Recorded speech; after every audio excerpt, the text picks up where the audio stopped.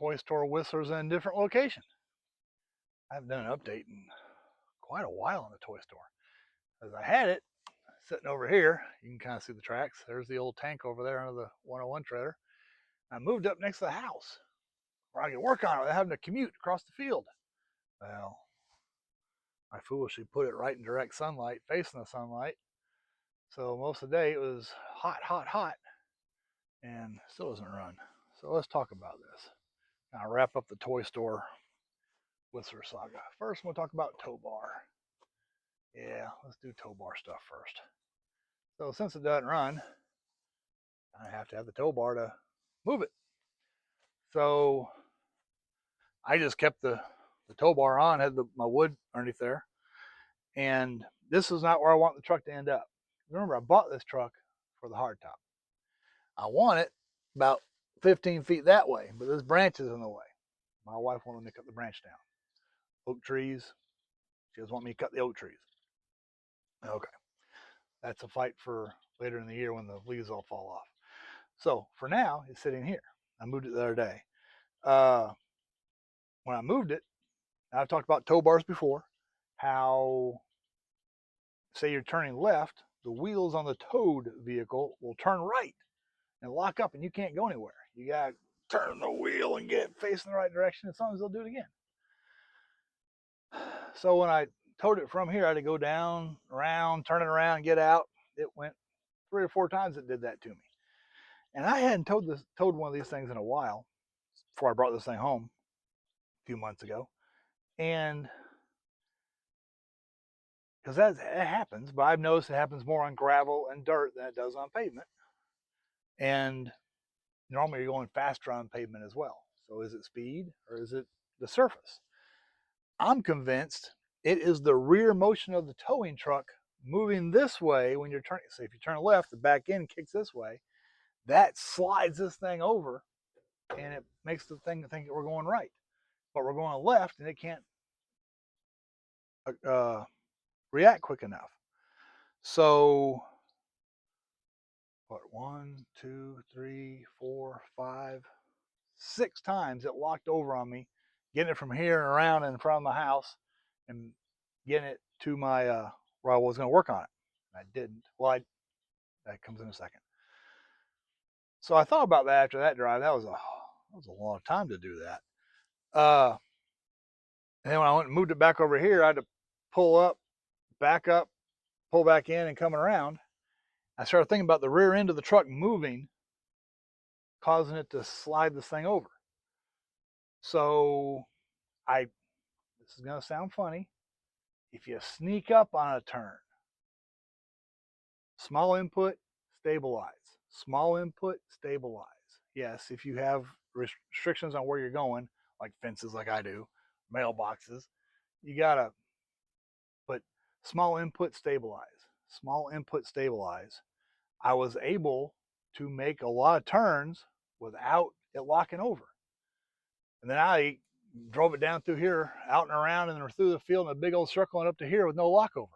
I snuck up on the turns because the back end kicking out is my opinion is what causes it to lock over. Because if you turn right, it's going to lock left. You turn left, it's going to lock right. It's the movement of the back of the truck, the towing truck, pushing the front end over. So if you sneak up on the turns, slow, hold, slow, a little bit, hold. You sneak up on the turn, it works. So I'm probably going to leave it here until some month we get cold weather and I can trim the trees and move it over a whole bunch. So, all right.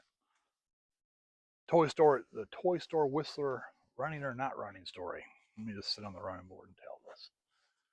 All right. This thing, it'll work.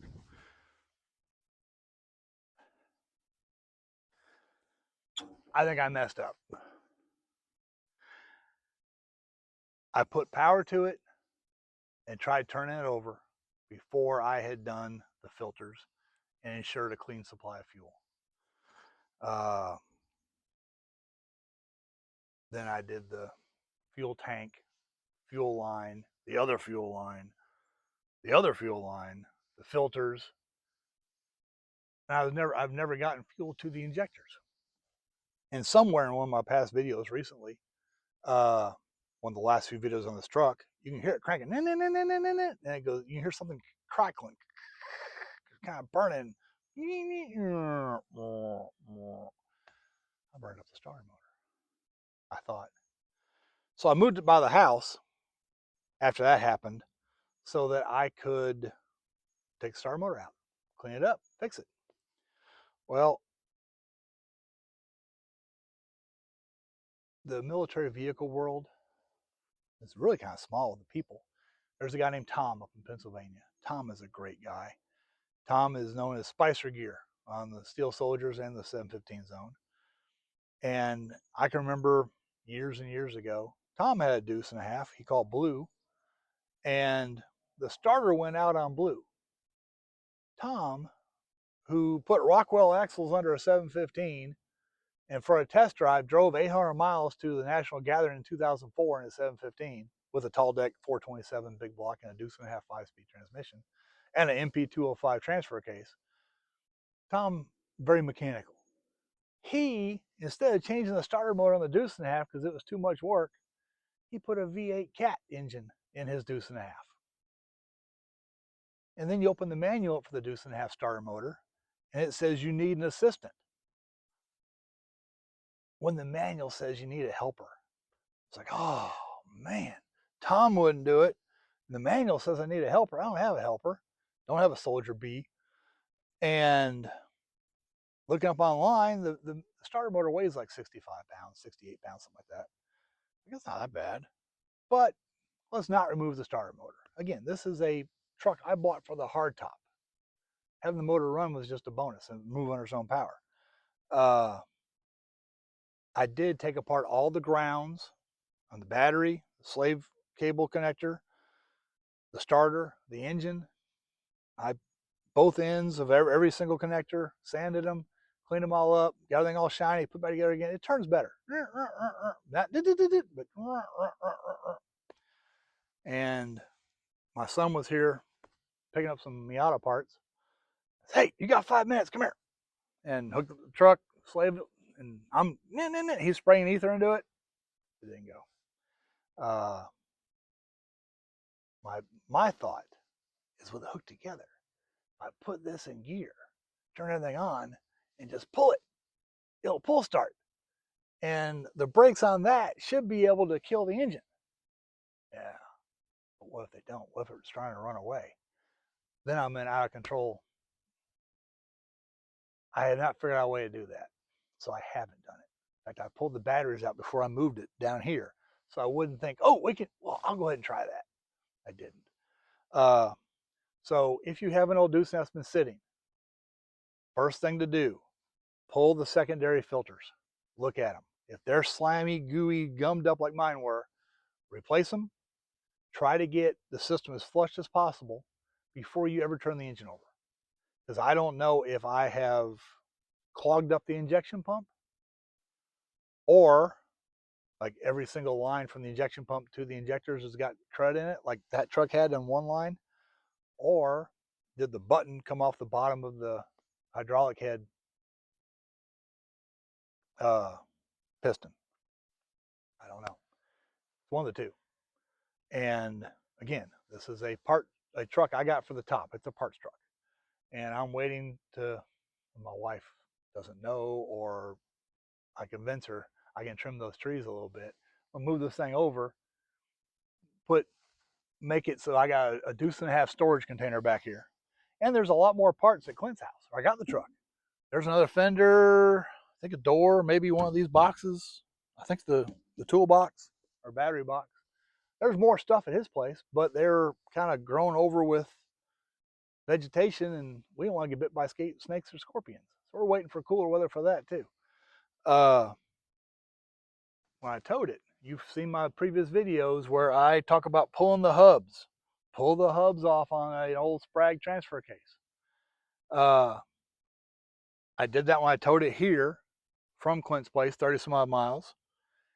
And because I don't want anything exposed, I got one of them back on, the splines and the and the bolts lined up so I could get one on. So I left it on. The other side I could not because it was locked in. So I just stuck it on there so it keep most of the rain on dust crud off of it. When I moved it, I just pulled that one off, and I got to where I was up by the house. I put it back on, and it fit. The splines and the bolts lined up on both sides. So I impacted those suckers home. It's sealed. I still had to move the truck again. I was hoping to drive it, but tow it. So as a precaution, I put the transfer case in neutral, and then every time I went forward, I put it in first gear. That's where I did it. If I backed up, I'd put it in reverse, because there's a lever on the back of the transmission that tells the transfer case which way you're going. I don't want to tear up the transfer case and the axles. But as far as I know, no troubles happened. Anyway, before you put power to an old deuce of unknown condition, remove your secondary filters. That's my advice. It's what I should have done. If they're clean, then check your tank. Get fuel coming out the top of the secondary filters, clean fuel, not nasty stuff. Then try cranking. And if it cranks, great. Don't do like I did. See if it turns over. I think I messed it up. And there's no point in spending hours and hours and hours on something that's going to sit. If I get it running, this is going to sit here because it is a parts vehicle. The brakes were shot. The parking brake isn't even installed. The band on the transfer case is gone. I think I got another one in the bed here, but anyway, Towbar tip. Wrap up the story. Starters are scary. Neutral. Transmission in the direction of travel. Secondary filters first, then we'll do everything else. I did it in the wrong order. So hopefully that wraps this up. If something else happens with it, I will sure let you know. But hopefully that wraps this saga up. Saga of the toy store whistler that doesn't run.